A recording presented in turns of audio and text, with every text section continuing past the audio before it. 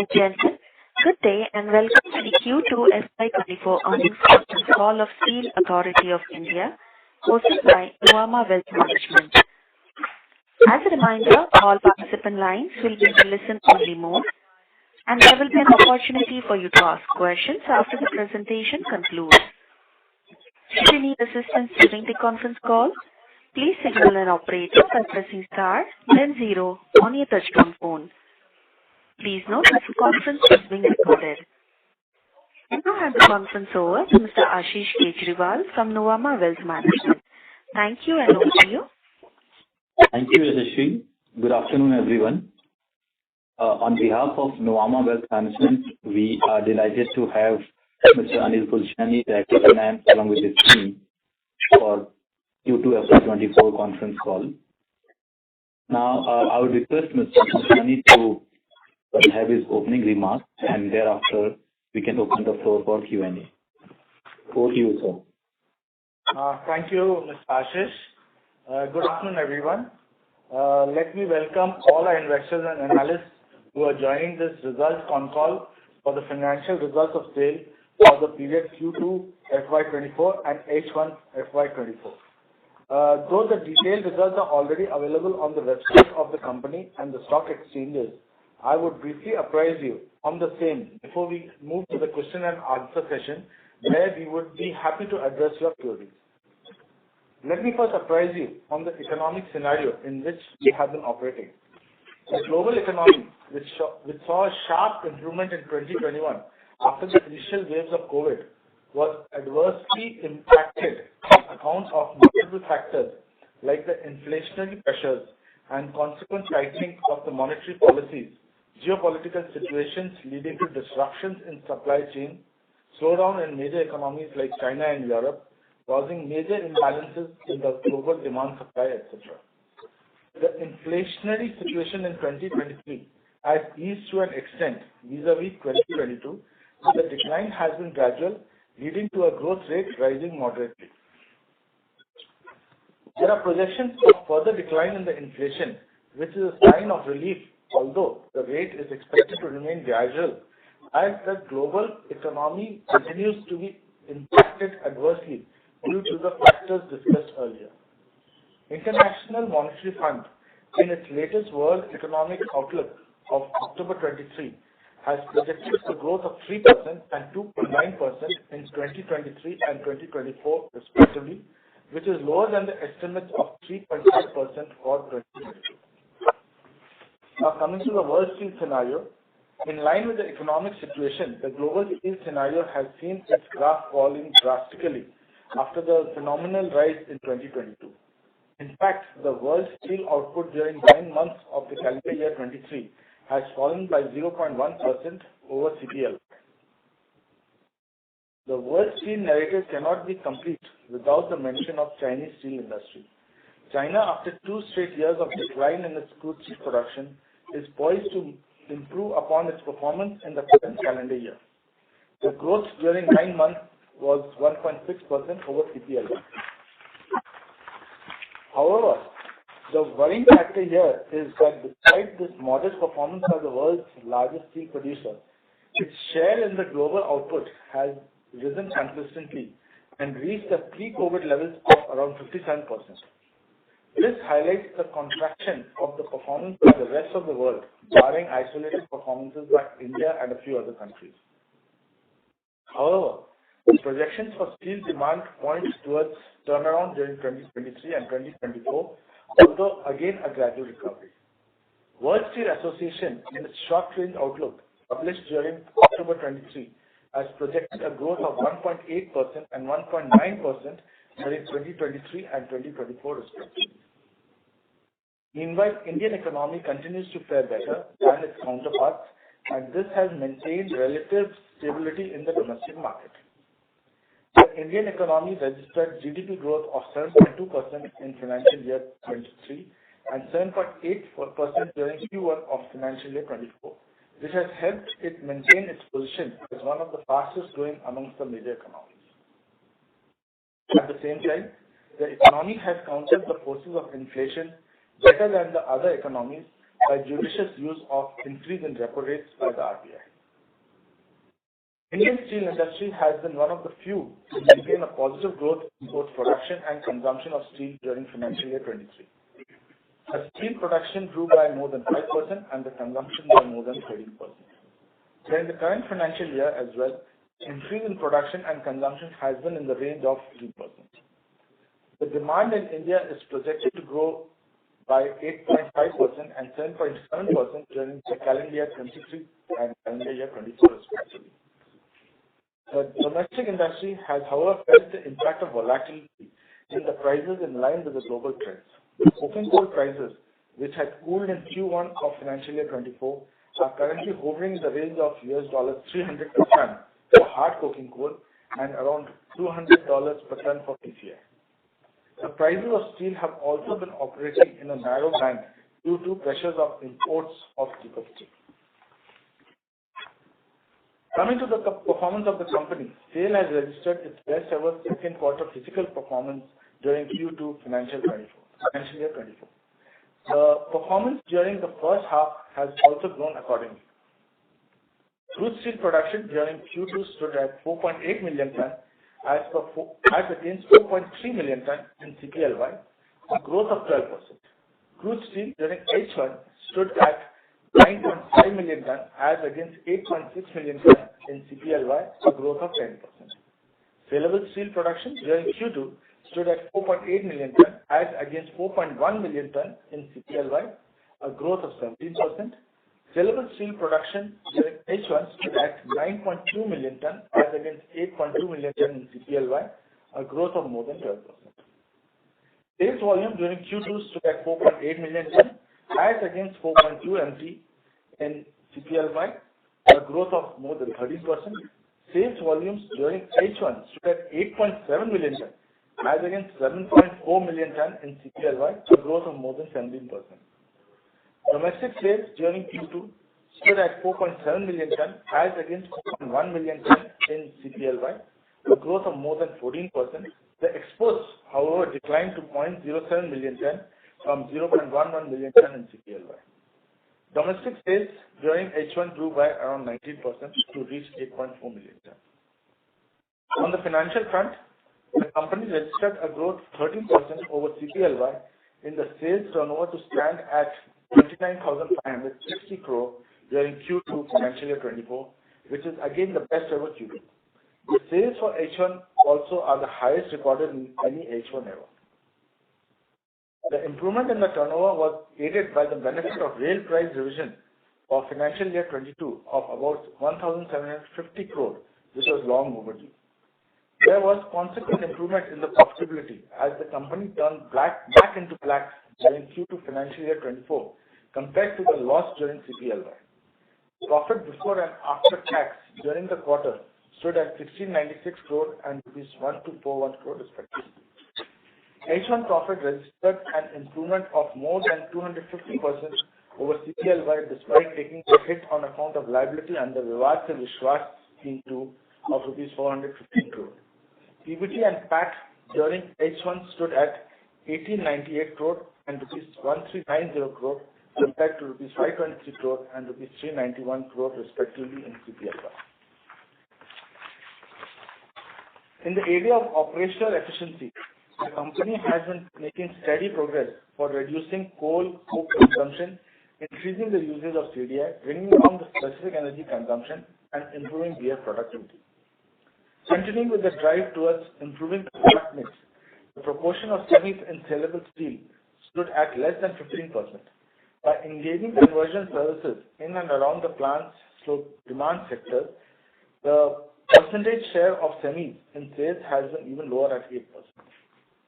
As a responsible corporate, we have been taking several measures for environment conservation over the years. Drives like zero liquid discharge, eco-restoration of areas, regions around the plants, lines, plantation of trees and saplings, use of alternate sources of energy like hydropower and solar power, etc., will continue as we move towards sustainable and green steel. The company has been engaged in numerous CSR activities across the country and primarily in the vicinity of our plant and units. The activities are undertaken in conformity with the Companies Act as well as the guidelines. Going forward, the challenges from higher coking coal price during Q3 prevail. Gauging the current price trend, the cost should come down in Q4 financial year 24. With the outlook positive for a sustained growth in domestic consumption, we are hopeful of realizations and consequently the margin will improve for the company in the quarters to come. Further, we are also expecting the benefit of revision and the provisional price of rails by the Indian Railways for the current supplies. This will add straight to the top line as well as the bottom line of the company. With these words, I hand it back to Mr. Kejriwal for opening the Q&A session. I'm sure you all have a lot of queries on the performance. Thank you. Thank you very much. We will now begin the question and answer session.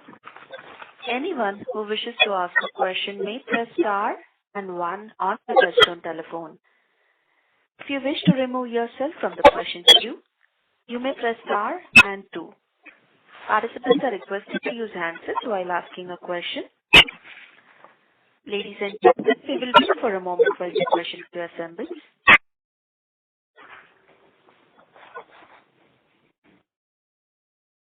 We have a first question from the line of Amit Dixit from ICICI Securities. Please go ahead. Yeah, thanks very much for the opportunity and congratulations for a good set of numbers. I have a couple of questions. The first one is on coking coal. So if you can let us know the coking coal cost that went into P&L in Q2 and how is it likely to evolve in Q3. Also, I would like to understand that we have seen BCCL raising its production and sales. How would it help us because BCCL is primary for coking coal in India? That is the first question. Thank you. Actually, the coking coal prices, which were around 27,800, we are talking about the imported coal. It was in the range of around about 27,800 in Q1. They came down to levels of 23,000 in Q2. But again, the prices have started going up, and we expect that the average cost of this imported coking coal will be in the range of 27,000 per ton as far as consumption is concerned. And coming to BCCL, we have got sort of an MOU with them regarding coal, and most of our coal, indigenous coal, is supplied by BCCL to us, and we have a pricing arrangement with them, which is basically linked with the price of imported coal. Sir, is it possible to quantify if you are getting higher supply from BCCL, and what would be approximate ballpark difference between international price and BCCL price? Yeah, you can say that we are getting around about 15% of our coal, which is indigenous in nature. Out of which some you can say 3 to 4% will be from our own washeries and collieries, and the rest is supplied by BCCL.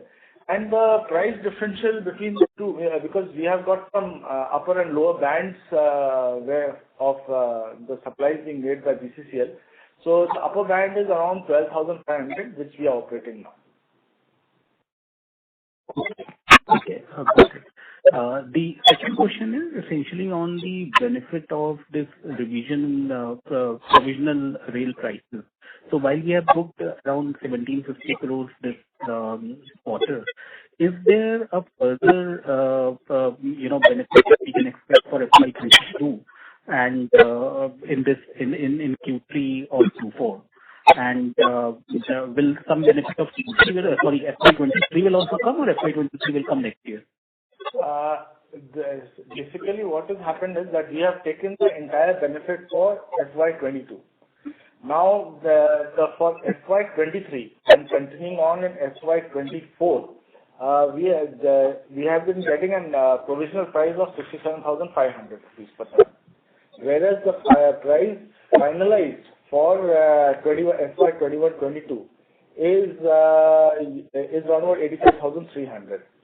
So basically, what will happen is that we will be getting, we will be approaching the railways to give us an ad hoc increase till we submit the cost data of 22-23 to the CA cost organization, and it is finalized. So we will be requesting for an ad hoc increase for 22-23 as well as 23-24. So our costs are much more.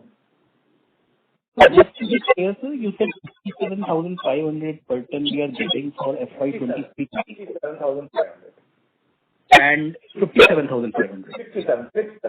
67. And we are, and the price increase that we have got for FY22 is 87,300. 85,300. 85,300. But for FY22 prices have also come down. So, do you expect to get 85,300 only, or, prices for FY23-24 would be a little bit lower than that? We will not be able to comment on the FY23-24, but regarding the FY22-23, it is basically the entire thing is based on our costs which is being intimated to the CA cost organization who verifies it. So we don't feel that there will be any reduction from that, since in the financial year 22-23, the cost of coal had also gone up substantially as compared to 21-22. Okay. Got it. Thank you and all the best. Thank you.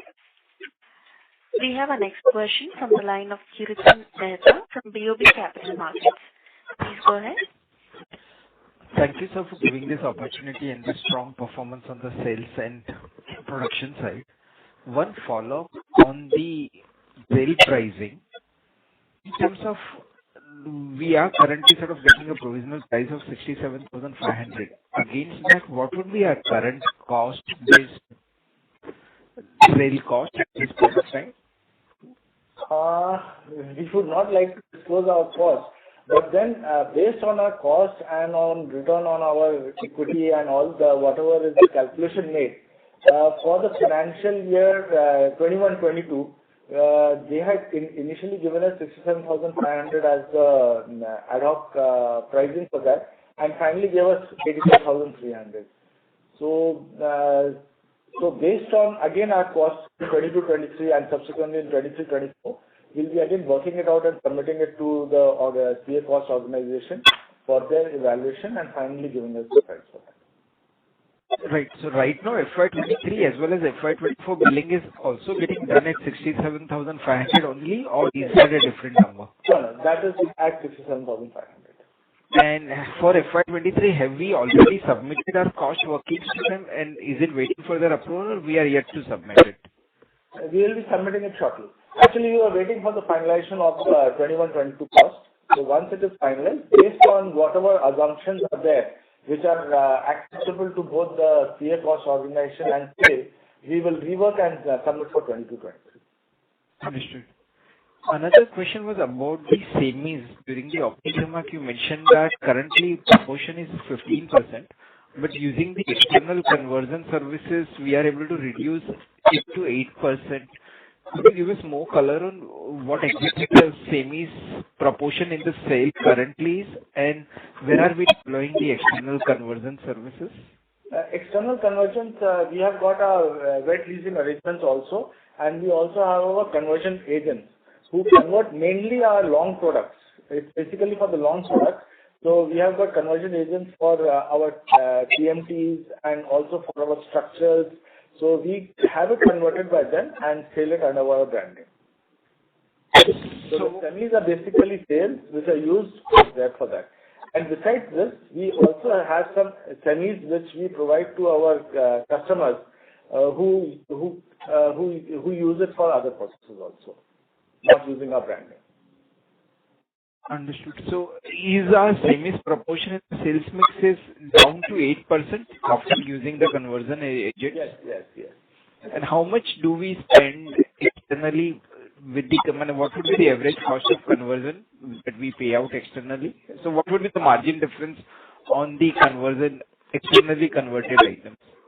See, it's basically what is happening is that we have our cost for the semis which we have got.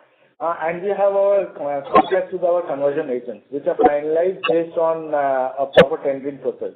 And then again, whatever we go and sell in the market, it is based on whatever is the prevailing market rate for those particular products. So the margins are always there in that. Understood. Just one more question was on our universal section mill and the mid-structural section mill that we have been operating. What would be the utilization rates on those mills at this point of time? They've improved a lot. Actually, we have plans for more than 6 lakh tons of from the medium structural mills, and even a similar quantity from the universal structural mills also. In the growth of production from these mills has been, you can say, phenomenal in the last 2 to 3 years. The exact figures I can just give it to you offline if you want it later on. Sure, sir. So, which is the plant where, as of now, we are not seeing the corresponding improvement coming into the respective plant profit level? So, is it primarily because of the higher coking coal cost that we are facing? Because of that, this is not visible into the plant profit levels? Yeah, it is basically on 2 counts.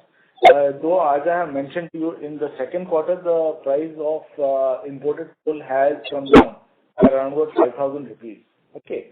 But then the NSR fall has also been quite a large quantum, because the NSR dip which was there in Q2 as compared to Q1 has been around, you can say, 3,000 rupees. Okay. Right. And one more question, if I may, would you be able to give us a color on the current of the flat and long product realization? How does this compare with the Q2 averages that we have realized? Yeah, the price, actually the differential is in the range of 3,000 to 4,000 rupees. The flat being higher than the long. This is the current differential, and how was it during the Q2? When I'm talking about, actually in the Q2, it was the flat was in the range of 55,000 as compared to 51,000 of long. And if you take for Q1, again 57,500, it was around about 54,500. Right, sir. And would you be able to get the current pricing levels as well? Current pricing, actually, in the average of the month of October was 56,000, around 56,000, in which the long was 54,000 and again the flat was 57,000. Thank you, sir. Thanks for this clarification. Thank you. Ladies and gentlemen, to ask a question, please press star and 1 on your phone now. We have our next question from the line of Rajesh Mazumdar from B&K Securities. Please go ahead. Yeah, good afternoon, sir. Thanks for the opportunity. Sir, I had actually a question on your overall debt and CapEx. It seems that the cash flow from operations has improved substantially this first half, but there has been no debt reduction, and the CapEx rate is still very high. So what is going on in terms of our debt plans, and we are still doing a significantly high rate of CapEx despite all our major expansion program coming to an end. So what is going to be our long-term plan in terms of steel production, CapEx, and debt? Should give us some light on that. The CapEx during the first half was in the range of 2,000 odd crores, 2,100 you can say. And for the year 23-24, we are likely to end up with a CapEx of around 5,500 crores, usually more or less in line with the CapEx which was there in 22-23. Now coming to debt reduction, actually if you would see our figures, as on 31st March 23, the debt was in the range of 25,500. It went up to around 29,500 as on 30th June. And then again we have brought it down to the 31st March levels of 25,500. And we expect that by the year end, we'll be probably having a debt of around 22,000 crore. So this 22,000, a reduction of, you can say, 3,500 crores with a capex of 5,500 crores during this period This is what we are looking at. And this is despite the coking coal price increase this quarter, which you had already mentioned, right? Yeah. This is including that.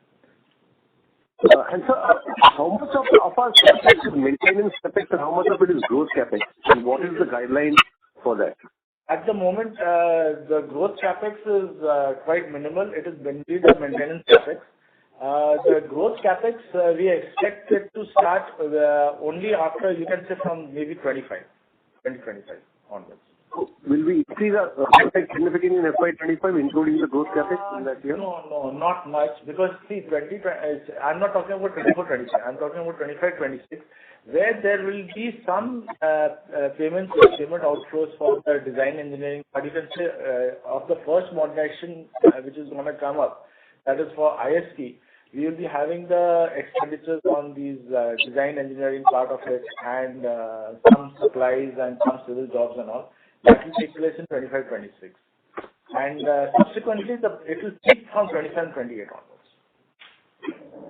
So a normal maintenance typically what? 5,000 crores, right? Between that range. It is that much. 26 onwards are growth CapEx pick up. Yes. This is what you're saying. So what is our estimate of cash flows, annual cash flows in that year that we are looking at in terms of full capacity, and what is the kind of annual cash flows we're looking at for this kind of growth? Yeah, it will be in the range because we are initiating investment in modernization and expansion of more than 1 lakh crore. So when it peaks in those particular years, it may be in the range of 25,000 crores in each year. This is our cash flows. Yeah, that means the cash flows. Okay. Thank you so much. Thank you. We have our next question from the line of Rashi Chopra from Citigroup. Please go ahead. Sorry, it's a repeat question. I missed some of the data points on the NSR. So could you just please highlight again what was the average NSR for this quarter? What was it for flat and long? Yeah. For this quarter, the average NSR was 53,400. And if you bifurcate it between flat and long, for flat it was 55,190 or 55,200 you can say, and for long 51,300. And you indicated that the October prices are 57,000 for flat and 54,000 for long. Is that correct? Yeah. And what are your expectations, around, on November, December, given that, there is still some premium to import parity? Actually, there is a lot of pressure of imports which are now coming up.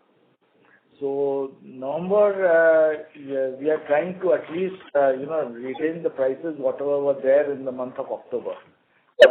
December, we cannot predict the future. So we would like to say that December onwards, the infrastructure activities and all the building activities start picking up. So maybe we may get some sort of improvement in pricing during these 2 months, during the month of December. Okay. Thank you so much. Thank you. We have our next question from the line of Aditya Welekar from Axis Securities.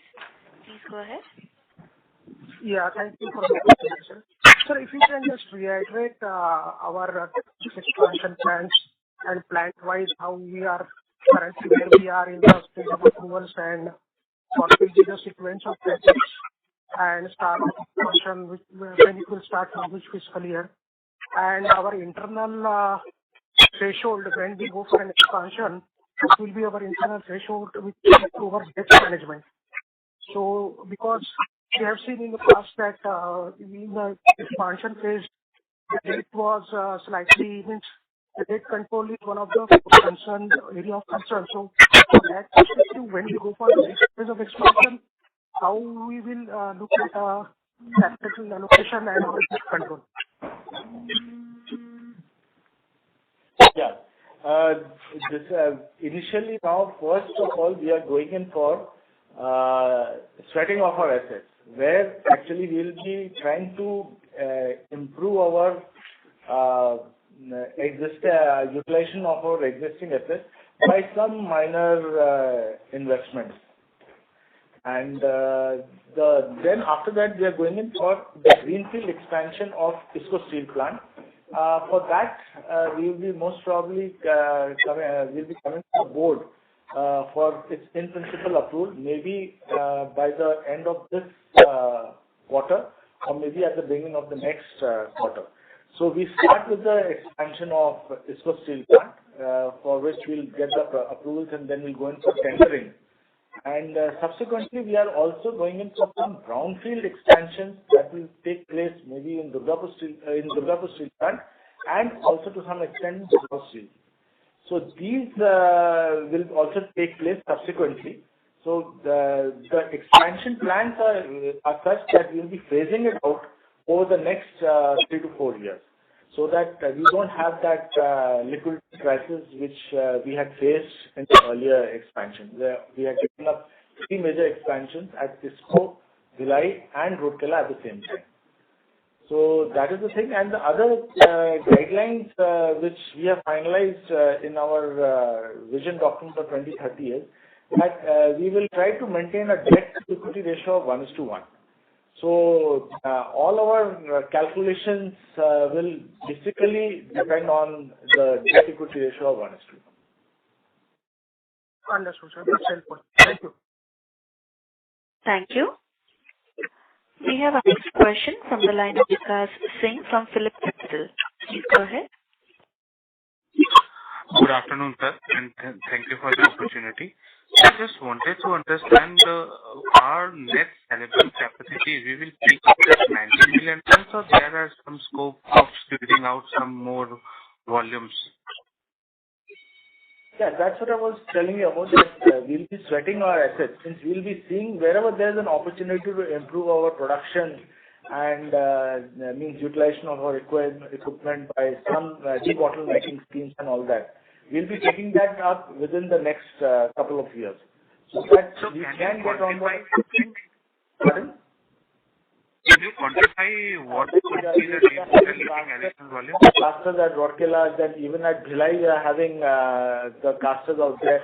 So these will help because we have got certain extra facilities available, like a blast furnace total capacity is more. So we can actually use the blast furnaces more and get more steel produced through these steel making units. We can do that, and even we are also trying to go in for finished products. Like we are trying to set up a TMT bar mill at Durgapur steel plant also, and certain other finishing facilities also will be improving on their efficiencies to improve the finished product. So as of now, these are only plans, so no complete action has been taken, and that's why you can't give us the quantity which would increase, right? The casters and all, they are already under implementation. Okay, so how much is the only thing is that TMT mill, what we are planning to set at Durgapur steel plant, that we will be going in for we'll be able to finalize that in the next few months. Sir, in casters, just to follow up on casters, can we can get this much of extra can come out in terms of finishing? In both plants, it will be around 1 million ton each, so you can say 2 million tons. Understood, sir.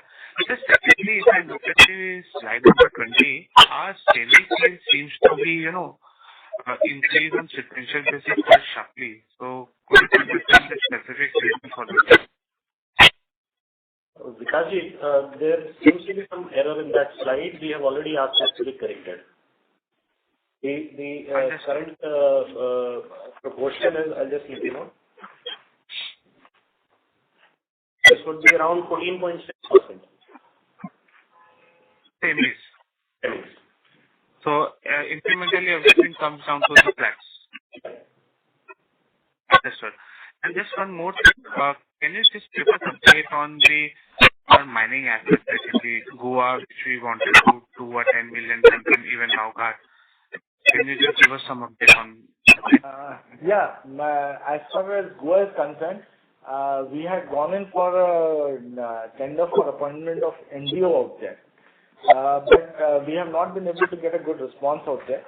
But in case of Rowghat also, the inter-mining has begun already out there, and we are able to evacuate around about 30 to 35,000 tons per month from there. But the main project which is there, it will start, we have already appointed an MDO for that particular project also, and some pre-filling activities have started out there, and we hope that in the next 3 to 4 years, we'll be able to get sufficient material from Rowghat also. Understood, sir. Just one last question. Any update on the Jharkhand inventory sale? No, not yet. We have not been able to get the clearances for that. But we are hopeful that in this financial year 23-24, we will get the clearances for evacuation from that to some extent. Sure, sir. Thank you and all the best for future. Thank you. Thank you. A reminder to participants to press star and 1 to ask a question. We'll take the next question from the line of Somaya V from Business Park. Please go ahead. Thanks for the opportunity. Sorry, his line was disconnected. Ladies and gentlemen, to ask a question, please press star and 1 on your phone now.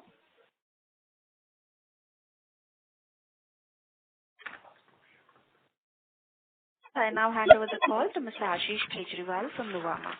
Please go ahead. Yeah, hi. Thank you. Sir, one question from me before we can pick up 2 more questions which are in the queue. Is it possible if you can give a volume guidance for this year? And in terms of CapEx plans also, like for example, ISPO, how much capacity we are putting in and what kind of CapEx will be involved at least in the first plant? And besides that, the sweating of assets involves what kind of CapEx and incremental volume from there and the timeline? That will be helpful, sir. First, if we talk about the CapEx of ISP, the DPR is under preparation and under finalization. So we are analyzing the DPR mainly to cut down the cost. So it will be too early for us to comment on this. Regarding the sweating of assets, we have got an expenditure of around about, you can say 15 to 20,000 crores, which will take place in the next 4 to 5 years on these additional debottlenecking schemes and like these clusters which are coming up and other. Even we are planning cocoa and sand-charged cocoa factories also. So this will be there will be certain expenditure involved for these. So, sir, when we are talking about 15 to 20,000 crore, how much additional steel volume can be generated from there? As I told you, it will be around 3.5 to 4 million tons. 3.5, you can say. Okay, and this will be in phases or it will come at one go in 2000? It will be in phases. It will gradually come over the next 3 years. And starting from FY25 or 26? From FY25, you can say. 24-25 there will be some facilities and then 25-26 also. Okay, and so this year's volume guidance if you want to give? Volume guidance, I think 19 million ton. You are talking about sales volume? Sales volume. Production. Okay. Sales also should be in the same. Okay. Thank you, sir. I think we have a couple of more queue. Yes. We'll take a question from the line of Somaya V from Business Park. Please go ahead. Thanks for the opportunity, sir. First question on the domestic demand. Between first half of this financial year and currently what we are seeing, has demand kind of come off? This is start. That's the first question. And second part to that is that you did mention import, increase in imports. This import parity pricing differential has been there for quite some time. What is changing now, which is adding a lot more pressure from the import side? Regarding the demand part of it, there is a very good demand as far as domestic is concerned. We have not increased our stock levels or anything like that. On the contrary, from the Q1 stock levels, we have been able to bring it down by around about 3 lakh tons, around 3 lakh tons. And regarding the what was the second question about? The imports adding pressure. So, yeah, there is a lot of pressure for that. There is a lot of pressure building up for that. But then if you actually see that the quantity of imports will be quite less as compared to the total production in India. So it will have an impact, no doubt, it will have an impact. But we are just hoping that it should not have a major impact on the local producers. This softening in prices in the last 1 month in the industry. So, I mean, is it more to do with imports? While you still see domestic demand quite strong compared to first half, is it primarily driven by import pricing pressure? Yeah, the flat products will be driven by the import pricing pressure, because long products is slightly not affected by these by the imports, but the flats are being affected to some extent because of the import pricing pressures. Gotcha. So second question is on the cost, whereas your coking coal is gone up, thermal coal is on the relatively lower side.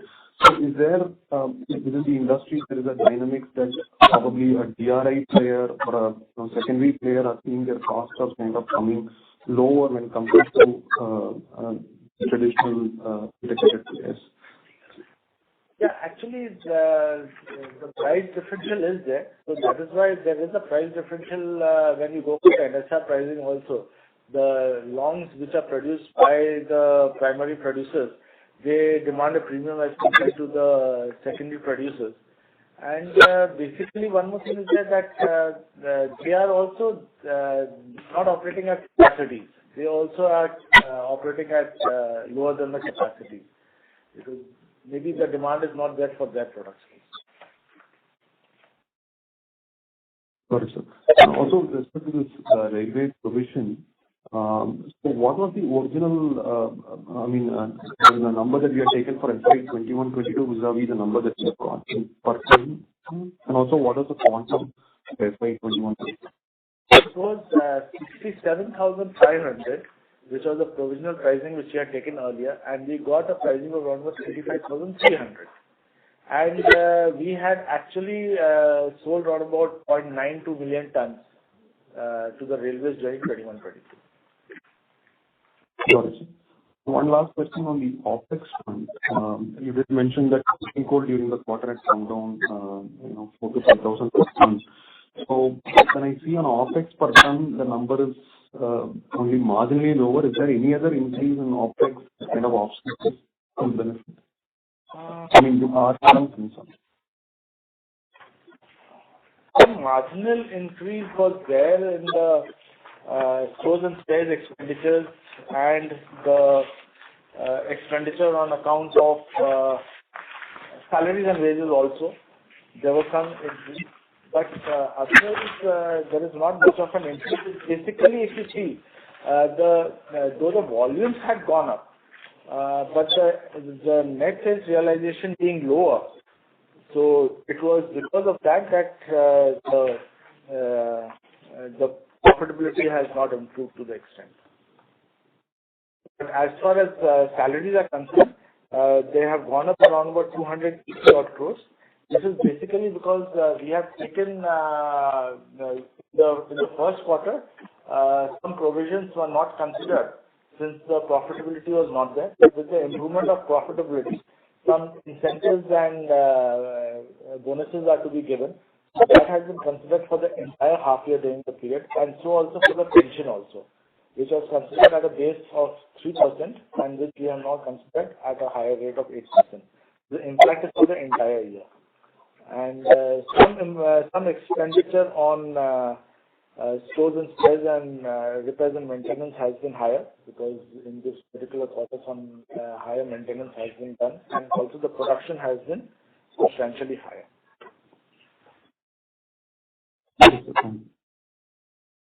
Thank you. We have our next question from the line of Kirtan Mehta from POP Capital Markets. Please go ahead. Thank you, sir, for giving another opportunity. In terms of you mentioned about two casters, one is Rourkela and the another one, I think it's July. Would you be able to give a timeline or target date for starting this caster? And how would the ramp up of 1 million ton production would be there? Would it ramp up within 3 to 6 months or could it take longer there? July will come soon. Probably the benefits of that will start accruing from the year 24-25. Maybe initially at a capacity utilization of 60%, then it will gradually ramp up to 75 and 90% thereafter. And Rourkela will take 2 years. Right, sir. One more follow-up was on the sales and production level. You mentioned that production would be 1980 for this year and sales would be around that. But as we don't have much inventory in our system, would sales target for the year be lesser than that? No, if the production is 19 and we have 1 million ton of inventory, so we expect our sales also to be in the levels of around 19. You can say we can consider around about 18 to 18.5 million tons. Sure, sir. Last question on the run rate for the employees cost from here on. Is the Q2 numbers include basically some of the additional provisions for the Q1 as well? What should we take as a run rate going from here on a quarterly basis? Yeah, you can consider that for the entire year, the employees related expenses will be to the tune of around about 12,000 crores. Fine, sir. Thank you. Thank you. We have our next question from the line of Pratim Roy from B&K Securities. Please go ahead. Sir, thank you for the opportunity, sir. I have one question that you mentioned that the 2 million ton debottlenecking is possible and another 3 to 4 million ton is capacity with extra capacity will come by next 3 to 4 years. So for FY25, you made a comment on that the 19 million ton production and 18.5 sales. So for FY25-26, if you can put some ballpark number, how much sales guidance we can expect or any idea about that? Basically the castings in July will be stabilizing by that point of time. So we expect at least 1 million ton more from 25-26 onwards.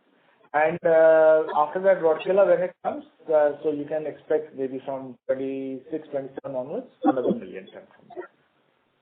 Means for FY25 1 million ton addition and then 25-26 on 1 million ton addition. And this 3.5 to 4 million ton extra production. 24-25. We cannot have that because once the casters are there, it takes some time to stabilize and ramp up. So we will not be getting that much production from there. But once it is stabilized and realized, then in the year 25-26, we can get 1 million ton extra. Okay, then all over it will come from FY26, not 25. Okay, thank you. Thank you. As no further questions, I now hand over the call to Mr. Ashish Kejriwal for closing comments. Over to you. Thank you. And thank you everyone for attending the call. And special thanks to the management for their insightful remarks over the company as well as the industry. So any closing remarks, sir, you want to give? Yeah, just one sentence that the company remains committed towards improving operational efficiencies. And with the market expected to be more benevolent in the coming quarters, I am hopeful that the good times await us and our investors. Thank you. Thank you. On behalf of Nuvama Wealth Management, that concludes this conference. Thank you for joining us, and you may